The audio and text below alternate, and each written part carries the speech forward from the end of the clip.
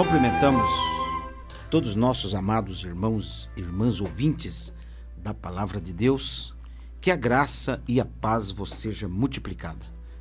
Estamos aqui, amados, na Cultura M680, a emissora por onde Deus tem aberto as portas para que a palavra prometida aos filhos de Deus nesta última era da igreja possa ser pregada. Deus está preparando uma noiva, uma igreja, os chamados para fora, em outra linguagem, uma super raça, aqueles que Cristo veio e resgatou ali no Calvário, têm seus nomes escritos no livro da vida do Cordeiro desde antes da fundação do mundo. É esses que ele está arrebanhando, buscando. E nesta noite nós vamos seguir falando um pouquinho mais desta riqueza maravilhosa que é a palavra de Deus.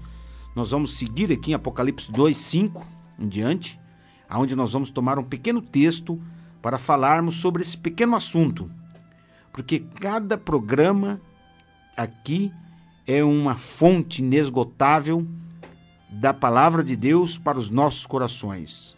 É conhecimento, é a sabedoria do Espírito dentro da revelação da palavra para os nossos dias. E não se contradiz. Eu posso viajar do Gênesis ao Apocalipse, ir à altura, largura, profundidade e comprimento. Tudo se sincroniza, encaixa como uma luva na nossa mão. Por quê? Porque é a palavra de Deus. Então, meu irmão, minha irmã, eu estou com a escritura de Apocalipse 2 aberto aqui e vou ler do verso 5. Lembra-te, pois, de onde caíste, e arrepende-te.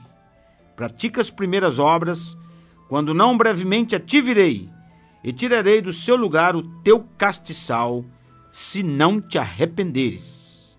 Tem, porém, isto, que aborrece as obras dos nicolaítas, as quais eu também aborreço. Que o Senhor acrescente a bênção à leitura da sua palavra.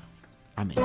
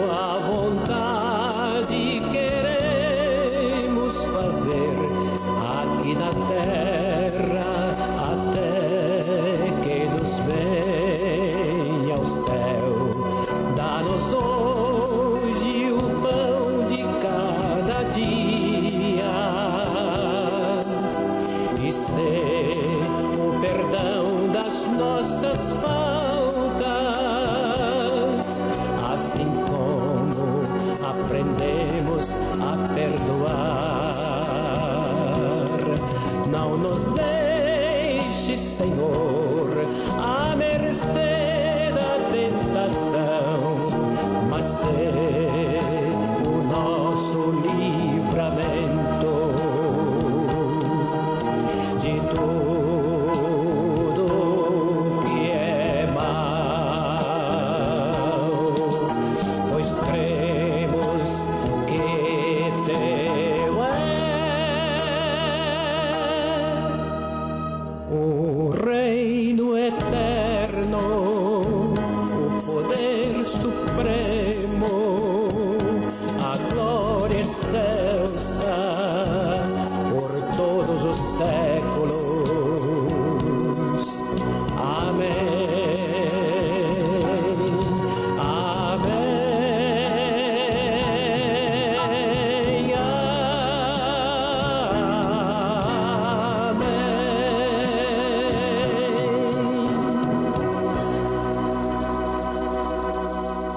A voz do sétimo anjo.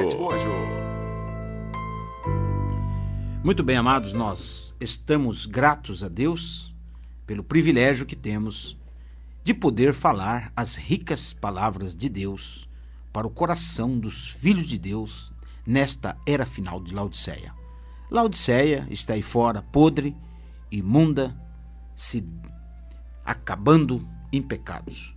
Mas os filhos de Deus saíram de Laodiceia, porque ouviram o grito, o alarido do mensageiro: sai dela, povo meu, para que não incorra em seus pecados e não seja participante de suas pragas. Nós ouvimos e saímos de Babilônia, aquele grande anjo forte, voando pelo meio do céu, gritando: sai dela, povo meu. É a mensagem prometida no tempo do fim, tirando os filhos de Deus da confusão religiosa, quer dizer, de Babilônia. E também a escritura de Efésios 5,14, quando o Espírito Santo, compungindo o coração de Paulo, ele gritou: desperta, tu que dormes, levanta-te dentre os mortos, e Cristo te esclarecerá. Veja, meu irmão, Cristo, a unção, a revelação, o Espírito Santo te esclarecerá. Desperta, tu que dormes. Não, quem está dormindo não está morto, mas levanta-te dentre os mortos, porque às vezes a pessoa está no meio de um bando de mortos, mortos para Deus, e você é vivo para Ele, você tem vida, você apenas está dormindo. Por isso que um certo dia um jovem, encontrando Jesus, disse: mestre, eu te seguirei, mas deixa-me enterrar meu pai, despedir da minha família. Meu pai faleceu e tenho que enterrar meu pai. Cristo, voltando-se para ele, disse: deixe que os mortos enterrem os seus mortos. Vem e segue-me. Então, meu irmão, minha irmã, ouvinte da palavra de Deus, veja, se você é vivo, Deus lhe esclarecerá, te despertará. Mas se você está morto, você não vai ouvir nada, você não vai compreender nada do que ele está falando. Mas se você é vivo, e eu tenho certeza que você é vivo, porque você está sintonizado conosco, ouvindo a genuína palavra de Deus para esse tempo do fim, então eu tenho certeza que este sermão será uma bênção para você. Apocalipse 2,5 diz: lembra-te, pois, de onde caíste, e arrepende-te, e pratica as primeiras obras. Quando não, brevemente te virei, e tirarei do seu lugar o teu castiçal, se não te arrependeres. Agora veja, Deus lhes diz para se lembrarem. Evidentemente, algo tinha deixado suas mentes. Eles tinham esquecido de algo. Ele lhes falou para voltarem em suas mentes ao seu ponto de origem. Porque ele fala: lembra-te de onde caíste. Quer dizer, lembra, você tem que lembrar. Não é isso? A origem da primeira era foi o Pentecostes. Eles o tinham abandonado. Eles tinham esquecido de sua glória e maravilha. Era tempo de voltar na mente e depois na realidade. Voltar ao tempo em que podiam dizer: para mim o viver é Cristo. Não é isso? Voltar à pureza do tempo em que trataram com Ananias e Safira. Voltar à porta formosa. Que opróbio é se desviar de Deus e aprovar aqueles atos que profanam o seu nome. Aqueles que proferem seu nome, que se apartem do pecado e mantenham seus vasos puros para Deus. Olhem para o que uma vez você era em seu coração e mente, e em sua vida, então volte a isso.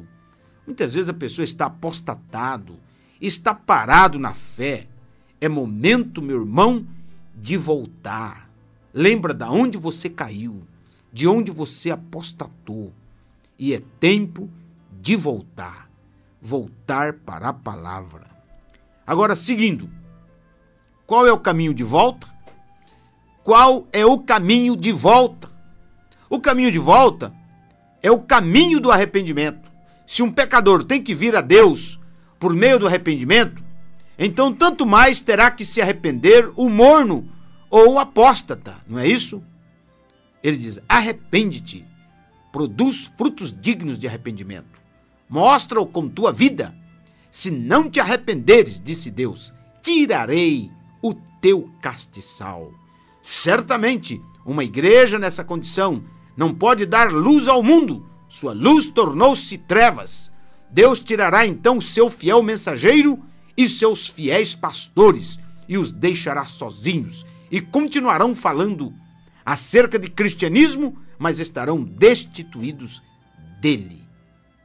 Então, meu irmão, minha irmã, veja, tirarei o teu castiçal. Quantos pastores, meu irmão, que perdeu o castiçal? O castiçal é a igreja.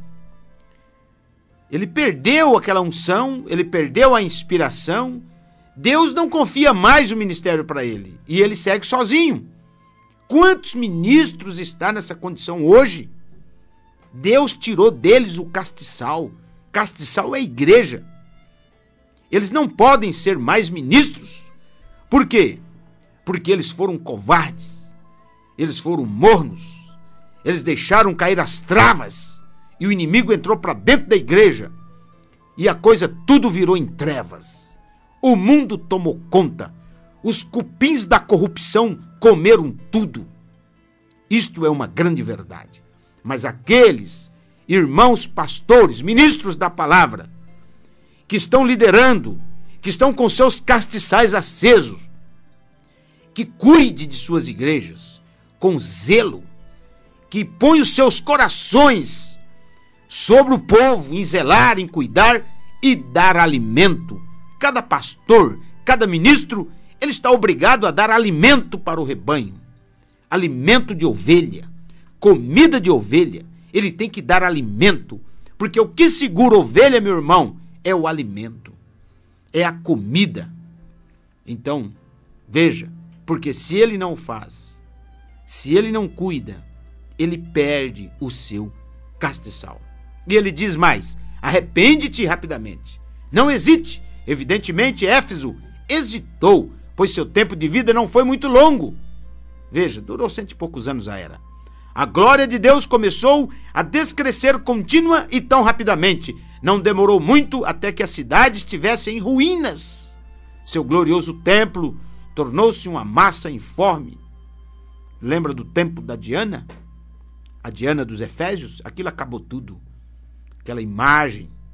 A terra tornou-se um pântano habitado por aves aquáticas. A população daquela cidade partira, foi embora, com exceção de alguns poucos incrédulos, numa esquálida vila que ficou. Não ficou sequer um cristão ali. A lâmpada fora arrancada do seu lugar. Por quê? Éfeso quer dizer relaxado, acomodado, bambo frouxo, ao Deus dará. Eles não cuidaram em manter a palavra posicionada. É o que tem acontecido hoje. Está se repetindo hoje nas chamadas igrejas, nas chamadas denominações. Agora, não quer dizer que ela não pudesse ter se arrependido. Não quer dizer que não podemos nos arrepender. Podemos, mas deve ser rapidamente. Deve ser um verdadeiro clamor de coração a Deus, em contrição. E então Deus restituirá. A glória virá novamente. Você, irmão, irmã, que pecou, que adulterou, que fornicou, que roubou, que matou, seja o crime, seja o pecado que você fez, se está na cadeia ou se não está, se está no hospital ou se não está, ou se está aí nas ruas ou onde estiver, arrependa-te o mais rápido possível. Um homem não pode morrer no seu pecado. Se ele morrer no seu pecado, ele será condenado. Porque ele tem que acertar a sua vida antes da morte ceifá-lo. Então arrependam-te. Arrependam dos pecados, dos crimes, das traições, dos adultérios, das fornicações. Arrependa-se de toda coisa errada, das doutrinas falsas. É isso que ele está dizendo aqui. Lembra-te, pois, de onde caíste. Porque, meu irmão, minha irmã, eu sinto muito, mas a denominação está caída. As denominações hoje estão caídas. Você fala caída da onde? Caída da doutrina original. Quase que todas as denominações estão caídas da doutrina original. Caída do batismo verdadeiro, eles têm batismo romano, batismo de Constantino, caído da ceia original com pão asmo, vinho e lavamento dos pés. Eles têm simplesmente um pão de padaria levedado e suco de uva. Se você vai na Bíblia, isso é vômito na mesa de Deus. A Bíblia diz: não traga pão imundo no meu altar. Pão imundo é pão fermentado, é pão levedado, com suco de uva. Não é isso? Não traga pão imundo no meu altar. Isaías, capítulo 28, verso 8 em diante, você vai ver isso. E também Malaquias 1:7, as vossas mesas estão cheias de vômito. O que é isso? É pão levedado. Então as denominações estão caídas da palavra original. Por isso que ele está dizendo: arrepende-te e volta. Arrepende-te, pratica as primeiras obras. Quando não, brevemente a te virei e tirarei do seu lugar o teu castiçal, se não te arrependeres. Então, meu irmão, aí você fala: mas a igreja não vai se arrepender. Mas a igreja não é tijolos, telha, paredes. A igreja é você. A igreja é as pessoas que é a igreja. A igreja somos nós. E quem está caído é as pessoas que estão caídas da doutrina verdadeira. E tem que se estabelecer a doutrina verdadeira novamente para que possa ter acesso ao Espírito Santo. Para que Deus tenha novamente acesso a essas almas. Porque se essas almas que estão caídas da doutrina original não arrepender das doutrinas falsas, o que Deus disse? Você vai perder o seu direito. Vai perder o teu castiçal. O castiçal é onde acende a luz. No versículo 6 diz: tens, porém, isto, que aborrece as obras dos nicolaítas, as quais eu também aborreço. Agora, há duas linhas de pensamento sobre o que eram os nicolaítas. É dito por alguns que eles eram um grupo de apóstatas que tinham como seu fundador Nicolau de Antioquia, um prosélito que tornara-se um dos 7 diáconos em Jerusalém. E eles dizem que era. Não temos certeza. Isso é um dito que eles falam. Eles tinham festas pagãs e eram as mais incastos em seus comportamentos. Eles ensinavam que para dominar a sensualidade tinha-se que conhecer por experiência toda a sua amplitude primeiramente.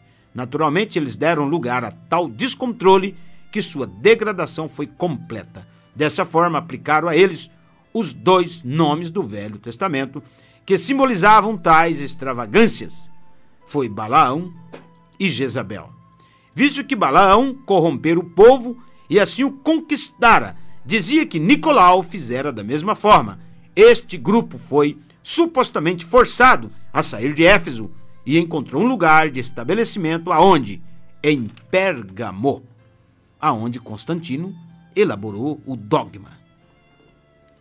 Mas o problema acerca desta crença é que ela não é verdadeira. Essa crença de Nicolau. Não há absolutamente nenhuma história para ela. Na melhor das hipóteses, é uma tradição. Adotar tal ponto de vista faria a era da igreja de Éfeso ser puramente histórica, sem nenhuma influência sobre o dia de hoje. Isto não é verdade, pois o que começou na igreja primitiva deve continuar em cada era até que seja finalmente abençoado e exaltado por Deus ou destruído como uma coisa impura no grande lago de fogo. Quer dizer, o que você plantou no começo vai até o fim, ou bem ou mal. Se plantou trigo, vai ser salvo. Se plantou joio, vai ser queimado. Que esta tradição é realmente contra a Escritura. Note simplesmente que em Apocalipse 2:2, a igreja de Éfeso não podia sofrer os maus. Portanto, eles tiveram que pô-los para fora. Será que hoje as igrejas dão conta de fazer isso, meu irmão? Eles tinham que pôr para fora, ou não faria sentido dizer que não podiam sofrê-los. Se eles não o tivessem posto para fora, então eles os estariam sofrendo. Agora, no versículo 6, diz que eles aborreciam as suas obras. É duro suportar o pecado dentro da igreja. Não tem como. Assim, este grupo nicolaíta permaneceu como uma parte da primeira era fazendo suas obras. As obras eram aborrecidas, mas as pessoas não ficavam impotentes. Dessa forma, vemos semente em Éfeso que continuarão e se tornarão lá uma doutrina que irá diretamente até para dentro do lago de fogo. Essa doutrina do nicolaísmo está até agora nas igrejas. Isso que começou lá na era de Éfeso, passou para Esmirna, Pérgamo, Tiatira, Sardes, Filadélfia e agora em Laodiceia. Por quê? Foi uma semente que foi semeada por Satanás. E o que são esses nicolaítas? O que são os nicolaítas? A palavra vem de duas palavras gregas, nikao, que significa conquistar, e lau, que significa o leigos ou laico. Na realidade, alguém estava fazendo algo naquela igreja primitiva que estava conquistando os leigos. Se os leigos estavam sendo conquistados, então deve ter sido alguma autoridade lá fazendo isto. É o que temos hoje, é o que Roma fez. Roma dividiu e conquistou. Conquistar e dividir. Então é isso que as igrejas fazem, as denominações fazem. Elas conquistam parte do rebanho e então racha a igreja.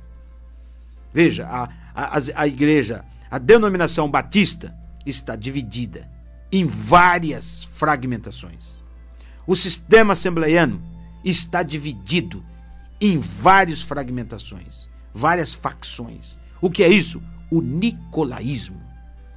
E não só a batista, assembleia, adventista e muitas denominações, até mesmo a igreja católica, que é a primeira, que é a mãe de todas as outras demais.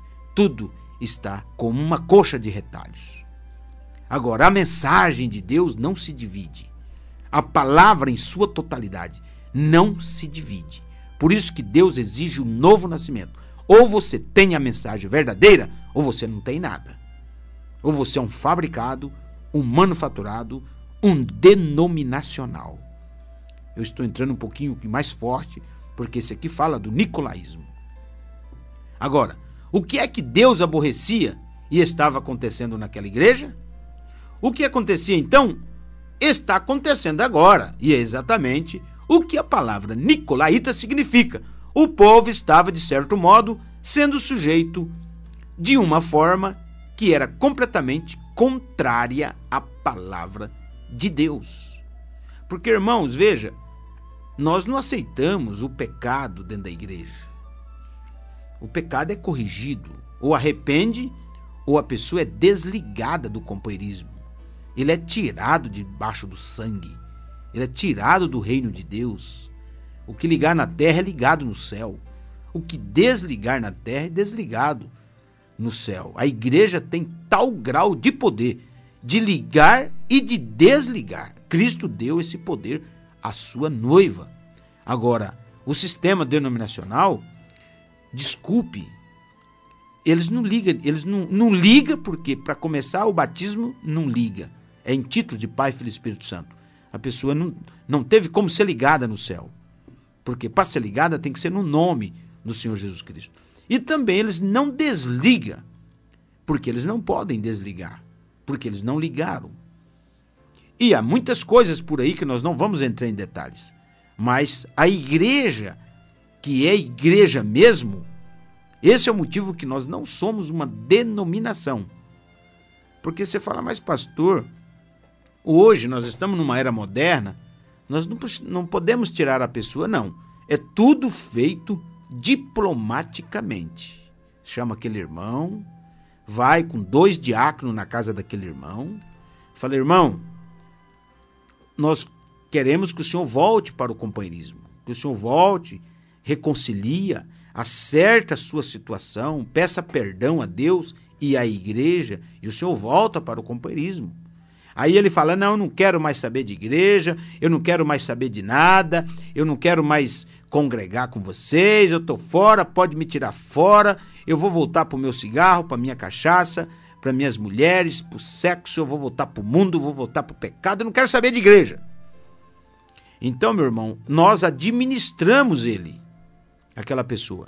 levamos testemunhas, fazemos visita 2 ou 3 vezes ali na casa daquela pessoa e depois falamos à igreja, ó, fulano de tal não quer mais.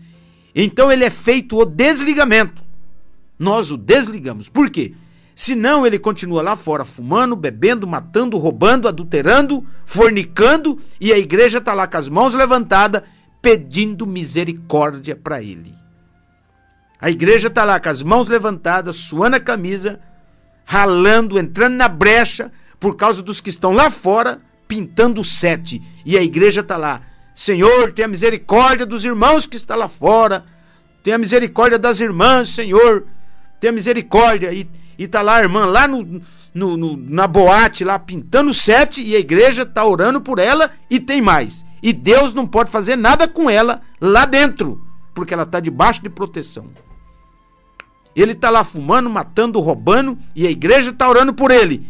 E tem mais. Deus não pode fazer nada contra ele, porque a igreja o está protegendo através da oração. Então isso é muito sério, meu irmão. Aí o que faz o ministro? Ele chama aquela pessoa, administra aquela pessoa e limpa o arraial. Você não quer caminhar? Você só quer o pecado? Então você está desligado. Você está cortado, tirado de debaixo do reino de Deus, tirado debaixo do sangue. Entregue a Satanás. Não se ora mais por você. Não se trata você mais como irmão. E aí, meu irmão, para falar bem claro, se ele é um eleito, filho de Deus, e está enredado, Deus trata com ele. Porque Deus vai tirar a mão de misericórdia dele e o diabo vai catá-lo. O chicote do diabo vai buscá-lo. E a hora que ele se vê em agonia, em sofrimento, aí ele vai lutar para voltar para os braços de Deus, mesmo que vai voltar se arrastando, pedindo perdão. E aí é a hora de Deus tratar com ele. Aí ele volta, reconcilia, pede perdão e a igreja religa ele automaticamente. Religou, pronto. Aí o diabo sai, o diabo tira o chicote, às vezes uma enfermidade, às vezes uma coisa terrível que está acontecendo com aquela pessoa, porque Deus não pode ferir ninguém. Deus não põe doença em ninguém. Deus permite que a pessoa passe por situações difíceis. Então, meu irmão, estou falando isso porque a igreja expulsou os maus, os que se dizem ser apóstolos e não era. A igreja expulsou, tirou fora. E a igreja tem essa autoridade de falar, olha, agora tá certo, a igreja tem essa autoridade dentro do contexto do desejo da pessoa. Se a pessoa falar, olha, eu tô fraco, não tô dando conta de congregar, de caminhar, mas eu quero servir a Deus. Então o que a igreja vai fazer? Vai lutar para ajudar aquela pessoa. Nós não vemos o leão, o diabo como um leão rondando a ovelha, catando, nós pegamos a ovelha e entregamos para o diabo, não. Nós tiramos o diabo da ovelha. Agora, se a pessoa não quer nada com Deus, vem para a igreja, se batiza, começa a caminhar e depois volta para a lama, ó, meu irmão, a igreja tem o direito de ligar e de desligar. Então não vou entrar em detalhes, tá? Agora veja bem, agora para entendermos o real significado daquilo que estamos a ponto de ventilar, eu devo adverti-lo a manter sempre em mente que religião, assuntos espirituais se preferir, é composta de duas partes que se entrelaçam, mas são tão opostas quanto o preto e o branco. A religião e o mundo espiritual são formadas dessas duas árvores que tiveram suas raízes no Éden.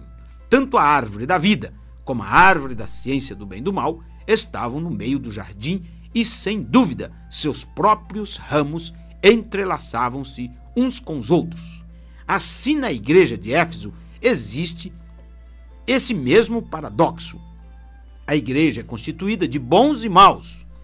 Duas vinhas formam a igreja. Elas são como o trigo e o joio, crescendo lado a lado, mas uma é a verdadeira e a outra é a falsa.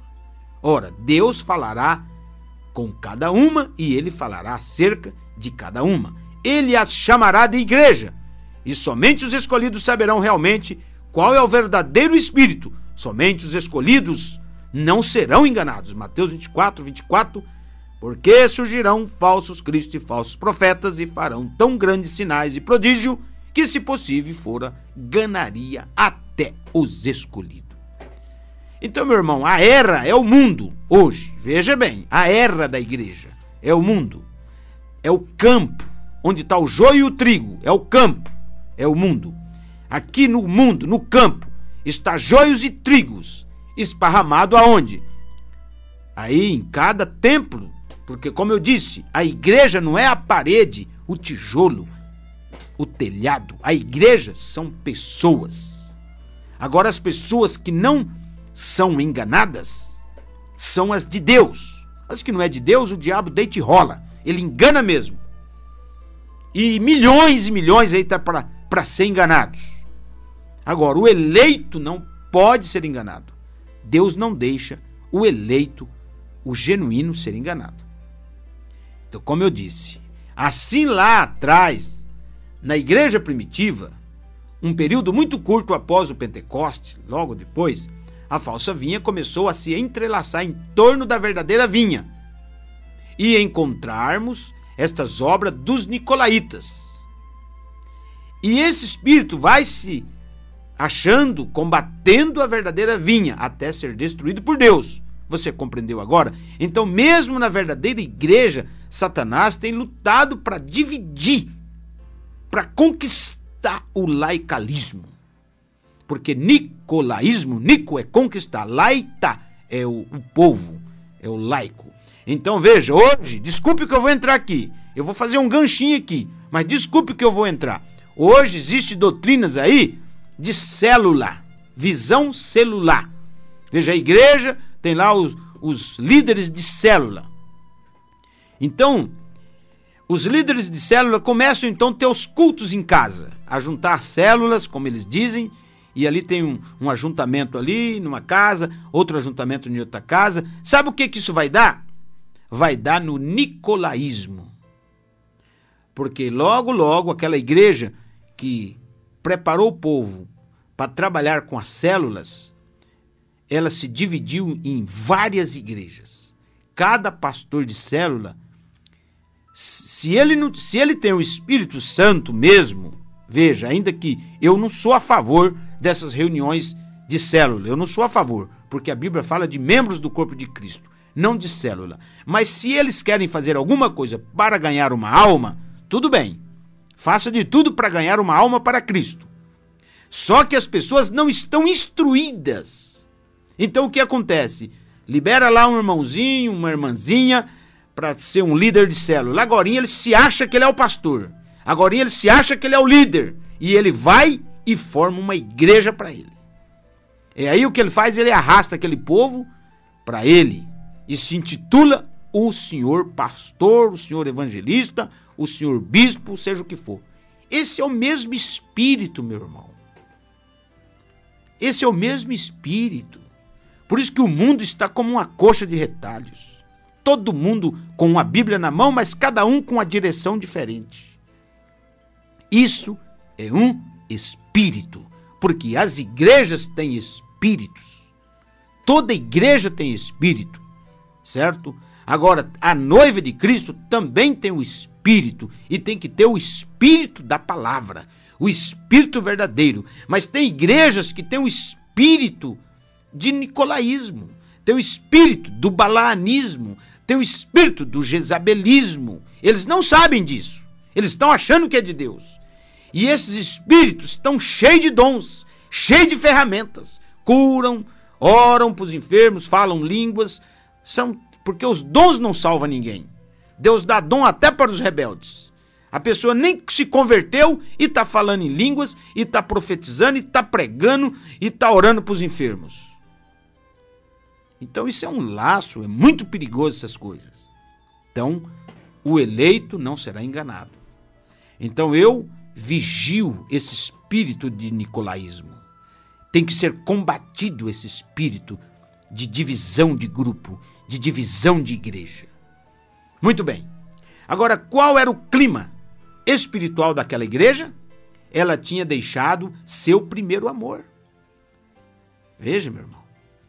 deixar o seu primeiro amor da palavra de Deus nos foi revelado como sendo a queda de sua origem, a qual foi o Pentecostes. Eles deixaram as coisas originais. Em linguagem clara, isso significa que esta igreja estava em perigo de ser retirada da liderança do Espírito Santo. O controle do Espírito foi exatamente isto que aconteceu depois que Moisés guiou Israel para fora do Egito. A maneira de Deus era guiá-los através da nuvem de fogo, da palavra profética, de milagres e sinais e prodígios dados por Deus. Isto era para ser realizado por homens selecionados por Deus. E, além disso, homens ordenados por Deus, equipados por Deus, enviados por Deus. Com todo o acampamento sendo dominado por um movimento do Espírito Santo, eles se rebelaram e quiseram um conjunto de regras. Veja, e credos. Voltando aqui um pouquinho a mais, veja. Agora, qual era o clima espiritual daquela igreja? Seguindo, eles tinham deixado seu primeiro amor, como eu disse. Deixar o seu primeiro amor da palavra de Deus nos foi revelado como sendo a queda de sua origem. Eles caíram, saíram fora do original. É o que tem acontecido hoje, meu irmão. Eu sinto muito com o sistema denominacional, está fora do original. E Deus disse, volta à palavra, volta para a palavra. Arrepende-te da onde você caiu. Então veja bem, como eu estava falando, Deus equipa, ordena, envia seus homens. Agora, com todo o acampamento sendo dominado por um movimento do Espírito Santo, eles se rebelaram e quiseram um conjunto de regras e credos para se guiarem. Eles fizeram da sua maneira, suas doutrinas, seus dogmas, seus credos. Depois eles quiseram um rei, falando de Israel. Depois eles quiseram ser exatamente como o mundo e entraram em completa apostasia e esquecimento. É exatamente assim que a primeira era da igreja começou e ficará gradativamente pior, até que o Espírito Santo seja completamente rejeitado, né? E Deus precisa destruir o povo, queimar os ímpios. Então, o que tem acontecido hoje com as igrejas? Elas estão em uma tremenda apostasia. Por isso que Paulo disse que o homem do pecado iníquo será manifesto. Mas antes disso tem que ter o quê? A apostasia. É o que tem acontecido. Nós estamos caminhando para uma grande apostasia religiosa. Apostasia da palavra verdadeira. O sistema religioso está apostatado da fé, apostatado da doutrina, apostatado da palavra original. Veja, como isto começou na igreja primitiva, foi chamado de obras lá. Depois tornou-se uma doutrina. Veja, começou com obra. Se você vê Apocalipse 2,6, tenho porém contra ti que toleras as obras dos nicolaítas. Quando é no verso 15, na segunda era de Esmirna, ou Pérgamo para lá, já fala assim, tenho porém contra ti que toleras a doutrina dos nicolaítas. Começou com obras, agora já era uma doutrina.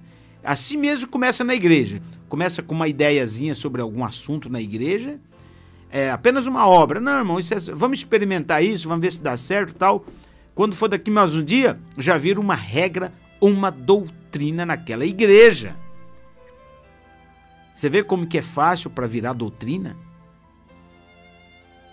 Então, veja bem, depois tornou-se uma doutrina, tornou-se o padrão, tornou-se o caminho inflexível. Finalmente assumiu o controle e Deus foi lançado de lado. Deus ficou de lado, Deus ficou ultrapassado e eles colocaram as suas ideias. Aquilo começou tão pequeno, tão quietamente, tão inofensivelmente, parecia tão bom, parecia tão sadio. Então tomou o domínio e, como uma jiboia, extraiu a força, o próprio fôlego e matou toda a espiritualidade que havia na igreja. Foi enrolando igual o sucuri, né? Foi enrolando, dando as voltas. Quando completou as voltas, ele começou a apertar e matou. Veja, essa falsa vinha é astuta. É como um anjo de luz até que se apodere de você. Agora, eu quero dizer que creio em liderança, claro, mas não em liderança de homens. Não é em liderança de homem que eu creio. Eu creio na liderança do Espírito Santo vindo através da palavra. A liderança tem que ser através da palavra inspirada pelo Espírito Santo. Este homem que tem essa palavra, que Deus trabalha com ele tem que estar na palavra e ele tem que estar cheio do Espírito Santo. Eu também creio que Deus tem estabelecido homens na igreja, homens verdadeiros, que são dotados pelo Espírito e eles manterão a igreja em ordem. Você vai nas igrejas, está uma desordem, é uma bagunça. O negócio hoje é mamon. Tem muita gente que fala, ó, tem 3 coisas que derrubam o homem: dinheiro, fama e mulheres. Dinheiro, fama e mulheres. Por dinheiro caiu Balaão e Judas. Por dinheiro. Por fama caiu Saul, caiu por fama. E por mulheres caiu Sansão. Não é isso? Davi se enredou também. Então veja bem, dinheiro, fama e mulheres derrubam o homem. Então muitas pessoas falam, não, caiu por adultério, caiu por causa de mulheres. Mas e os milhões que estão caídos por causa de dinheiro? Quantas igrejas, meus irmãos, que os pastores estão tudo ricos, fazendeiros, não sei quantas caminhonetes na frente da igreja, não sei quantas casas, quantas mansões riquíssimas, eles estão caídos por causa do dinheiro. Não vou dizer que Deus não prospera o pastor, o líder, o ministro, sim. Mas aquele dinheiro é para aplicar na obra. Aquele dízimo, aquela oferta que entra na igreja é para refletir no próprio rebanho. É para refletir na própria obra de Deus. Agora o que eles fazem? Compram fazenda, não é isso? Adquirem bens materiais que nem vão usar. Eles estão caídos pelo dinheiro. É outra queda. Às vezes ele não se envolveu com mulheres, não caiu com mulheres, mas caiu pelo dinheiro. E outros estão caídos pela fama, que você não consegue ver, mas está caído pela fama. Se ele não for mais famoso do que o fulano, do que Beltrano, não tá bom. E aí ele passa por cima de tudo. Ele faz qualquer coisa para ser mais famoso do que o outro. Para ser mais divulgado, para o nome dele estar na mídia mais do que o outro. Ele está caído pela fama. Essas duas coisas não dá para você notar. Você tem que ter uma boa ótica do Espírito Santo para ver se o pastor, se o líder está caído ou não. Porque o verdadeiro, ele pode até ser famoso, mas ele não está lutando, ele não está. Você nota que ele mantém-se na humildade. Ele se mantém-se no seu padrão. A igreja pode até ter bens, ele pode até ter uma grande linhagem de igrejas grande, mas você nota que tudo que ele faz é para o povo. Tudo que ele faz, ele não deixa, como diz o ditado aí do povo, ele não tem rabo de palha. Ele não tem rabo de palha para as pessoas falar dele, para as pessoas criticar dele. Então, meu irmão, veja, não é só dinheiro, não é só mulheres que derrubam, fama e dinheiro. Tem muita gente caída por causa do dinheiro. E por causa do dinheiro, ele entra no grupo do outro, porque ele quer mais almas para ele. Aí ele divide o campo do outro, ele divide a igreja do irmãozinho humilde. O irmãozinho ali tem 100 membros, então o que ele faz? Ele vai lá nos irmãos membros daquelas pessoas, visita, e ali ele começa conquistando aquelas pessoas e levando para a igreja dele. Ele começa bajulando aquelas pessoas. Por quê? Mais gente no grupo dele, mais gente na igreja dele, mais dinheiro no bolso dele. Ele não está interessado nas almas, ele está interessado no dinheiro, no dízimo e nas ofertas das pessoas. Isso é o nicolaísmo. Ah, mas tem aquela família lá que mora perto de quase que numa favela. eles não têm condições de dar uma boa oferta, não têm condições de dar dinheiro. Não, larga aquilo para lá. Não cuida daquilo lá, não. Eu só vou atrás de pessoas que têm dinheiro, que têm bom dízimo, que têm boa oferta. É isso que eles fazem. Às vezes o irmãozinho pobre, que não tem condição de dar uma boa oferta, um bom dízimo, eles não se preocupam com ele. Eles não dão atenção a ele. Esse é um verdadeiro nicolaíta. E está aí, meu irmão. Está aí na cara do povo, o povo não vê. As pessoas não notam. Mas é um nicolaíta. Ele está ali para dividir o campo do outro. Está ali para rachar a igreja do outro. Esse espírito que começou lá em Éfeso está até hoje na terra, dividindo o laico e conquistando o laico. É um espírito na liderança da igreja, na testa da igreja. É um espírito nos ministros, nos que se dizem ser ministros. Então, cada pastor, cada ministro, ele tem que respeitar o campo do outro. Cada pastor, cada ministro, ele tem que respeitar as ovelhas do outro. Ele não pode entrar no campo do outro. Ele não pode dividir e conquistar a ovelha daquele irmão.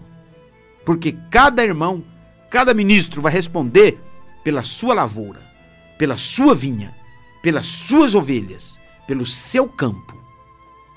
Então, meu irmão, isso, entramos aqui amanhã, ou melhor, segunda-feira, eu quero bater mais uma vez nesse assunto, porque é um assunto de suma importância. São 20 horas e 51 minutos. Nós vamos ficando por aqui, porque, como eu disse, né, o verdadeiro marido é o que conquista sua esposa todo dia. Este é o verdadeiro marido, é o que conquista o seu povo, a sua igreja, todo dia. Mas o que conquista mulheres é um adúltero. O que conquista mulheres em si é um adúltero. Então o pastor que conquista ovelhas de outros rebanhos, dividindo, ele é o quê? Ele é um adúltero espiritualmente falando. Porque ele não pode, ele tem que respeitar as ovelhas do outro rebanho, do outro irmão pastor ali. Ali tem outro irmão pastor, ele tem que respeitar, ele tem que zelar. E isso tem que ser, meu irmão, tudo debaixo de uma ordem da palavra. São 20 horas e 52 minutos. O Tabernáculo Monte Sião fica na rua Abel Calage, número 91, bairro Guanandi. Por enquanto ainda estamos ali, mas nós vamos mudar. Fica perto do posto de saúde 24 horas lá. Tem culto na quarta e na sexta, 19h30. E aos domingos, às 18h30. Meu telefone é o 9271-1350 e o 3386-1112 para recado. E eu quero dar uma nota para os nossos irmãos, irmãs, que amanhã, de manhã, a partir das 8 horas em diante, nós vamos estar lá no Tabernáculo Novo, que é na rua Anchieta, número 82. Nós vamos restaurar ali aquele salão, reformar ele, pintar, arrumar ele, para mudar o tabernáculo para ali. Então eu gostaria de pedir aos irmãos que estão nos ouvindo, aqueles que, se puderem, estarem ali para nos ajudar na restauração daquele salão. Temos também o Tabernáculo da Vida na rua Santa Gertrudes, 554, na Vila Santa Luzia, com o pastor José Nelson. O telefone do pastor José Nelson é o 9295-0847. Tem culto na quinta-feira, 19h30 e aos domingos, às 18h30. Você pode também contactar o pastor José Nelson. E agora nós vamos orar, meu irmão. Vamos fazer uma oração para a finalização da programação. Eterno Deus, soberano Pai, estamos tão gratos a Ti, Senhor, porque o Senhor é um Deus veraz, um Deus poderoso. O Senhor conhece todas as coisas, ó Pai. E nós estamos no emaranhados de igreja sobre a terra. Uma luta constante, Pai. Satanás tem se infiltrado no meio do povo para tentar seduzir e enganar. Mas o Teu grande Espírito Santo tem prometido, Pai, que não deixaria o eleito ser enganado. É o Senhor que adverte, é o Senhor que ilumina nossa mente e coração, para nós não cairmos nas ciladas do diabo. Pai amado, pedimos Tuas bênçãos sobre cada irmão, cada irmã. Não deixe as pessoas serem enganadas, não deixe as pessoas serem seduzidas, Pai, por esse espírito nicolaíta, esse espírito de bajulação, de tapinha nas costas, esse espírito que só está atrás de dinheiro das pessoas. Seja repreendido pelo sangue do Calvário. Senhor, Esse Espírito começou lá no céu, dividindo a congregação, dividindo a igreja de Deus no céu, os anjos. Lúcifer foi o primeiro a dividir no céu, rachou lá no céu e foi expulso para a terra com raio, curisco e trovões. E aqui na terra, Pai, ele tem continuado dividindo o povo de Deus, lutando para trazer o tropeço diante das pessoas. Ajude nós, ó Pai, a combater esse espírito errado. E eu peço, Pai, nesta noite, que o Senhor ilumine a mente de cada irmão, de cada irmã. Ajude teus filhos, Pai. E peço em favor da irmã, do irmão Moacir, Senhor eterno, por cura e libertação. O irmão Ademir Vicente, Sônia, que o Senhor abençoe este casal. A irmã Natividade, que precisa da tua misericórdia, Senhor, dê saúde para tua filha. A irmã Dalva tem um problema trabalhista, que o Senhor não deixe a tua filha ter prejuízo no trabalho, conceda para ela vitória. O Luiz Fernando, Senhor, ali da Chácara das Mansões, abençoe aquele jovem. Também o Fernandinho aqui, do bairro Santa Eugênia, que o Senhor abençoe ele. Também o irmão Nelson, dê força, dê ânimo, dê coragem. Senhor, aumenta a fé do coração do irmão Nelson, para que ele conceda a vitória. Também, Senhor, peço em favor do irmão José Pereira, que sempre está ligado conosco. Peço em favor da irmã Terezinha, que está internada no Rosa Pedrocian. Senhor eterno, pedindo oração por cura, que o Senhor conceda, Pai. Ajude a irmã Terezinha, Pai. Ela está ali necessitada da tua misericórdia. Também peço pelo irmão Crescêncio, Senhor, conceda a tua bênção para ele. Ajuda o teu filho. Também, Pai, eu peço pela irmã Elza, irmã Teresa, que o Senhor conceda vitória em sua vida. Dê ânimo, prospera, Senhor. Abre as portas na parte financeira para a irmã Elza, Senhor. Conceda uma bênção para ela. Peço em favor do irmão Edmundo e do Maicon Salvaterra, para que o Senhor possa dar saúde para este jovem. E também, Senhor, o Paulo Gaúna, que o Senhor dê bênção especial na vida do Paulo e toda a sua família. Todos os irmãos, todos que nos ouvem, dos demais tabernáculos, que a tua palavra, Pai, venha sobre os teus filhos e faz com que eles compreendam a veracidade das Escrituras. Pai, nós entregamos em tuas mãos com humildade de espírito, em nome do Senhor Jesus Cristo, o mesmo ontem, hoje e eternamente. Amém.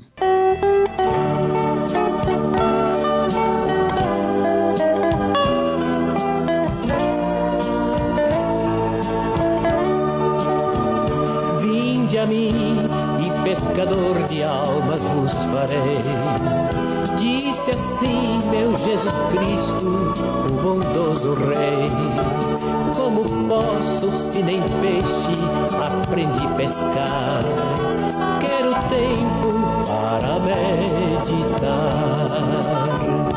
pois a rede que me dera muito se rasgou. Quero consertar junto ao Salvador. Quero forças para a rede eu poder lançar no revolto mar.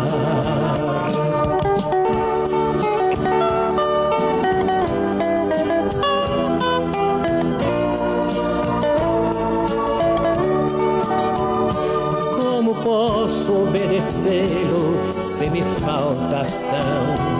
Nem meu nome é Tiago, Pedro ou João. Tenho sede em acatar ao mando que me faz. Ele é o mestre, Deus forte, príncipe da paz. Com a rede revisada poderei pescar almas para o Rei, Deus de amor sem par. Só assim então não sabe. Muito bem, amados, chegamos ao final de mais uma programação. Se você deseja, contacta conosco, deseja receber mensagens, literatura, nós temos mensagens gratuitas para você enriquecer o seu conhecimento da palavra. Vamos ficando por aqui com fé, com a fé do Filho de Deus, a fé que vence o mundo. Deus os abençoe ricamente no precioso nome do Senhor Jesus Cristo. Amém.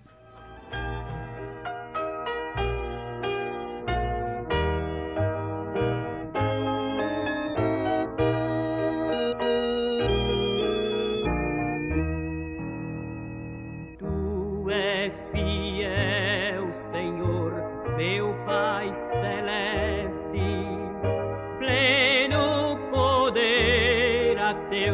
filhos darás, nunca mudaste tu. Tabernáculo Monte Sião apresentou programa Voz do Sétimo Anjo.